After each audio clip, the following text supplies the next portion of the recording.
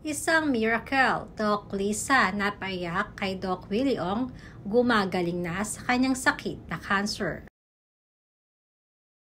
Patuloy ang hingi ng dasal ng pamilya ni Doc Willie Ong para sa kanyang patuloy na gamutan. Kapansin-pansin sa kanyang naging interview kamakailan sa kapuso mo Jessica Soho ang progress ng kanyang sakit. Sa nasabing interview kasi ay naabutan ni Jessica Soho si Doc Willie Ong na nagpapagupit. At ayon nga sa doktor, unti-unti nang nanlalagas ang kanyang buhok dahil sa mga gamot at chemotherapy.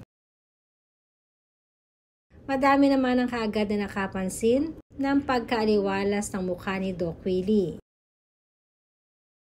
Hindi katulad ng kanyang mga nakaraang video na i-upload sa social media, kung saan makikita nga na ang mukhang pagod na pagod ang itsura niya at mukhang hirap na hirap ang doktor.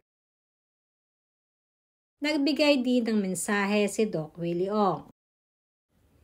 May magandang plano pa ang Diyos sa Pilipinas. 110 million tayo. Dumadaan lang tayo sa pagsubok. Huwag lang tayong susuko sa buhay.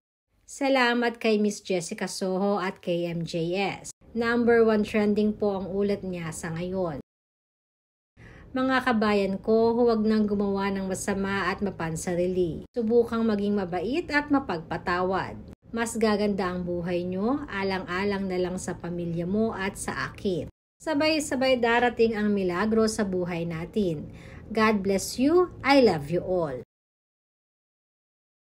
Sabi nga di umano ng kanyang mga doktor ay mukhang lumalakas na daw siya. Ito ay dahil na rin ayon kay Doc ay mentally strong siya.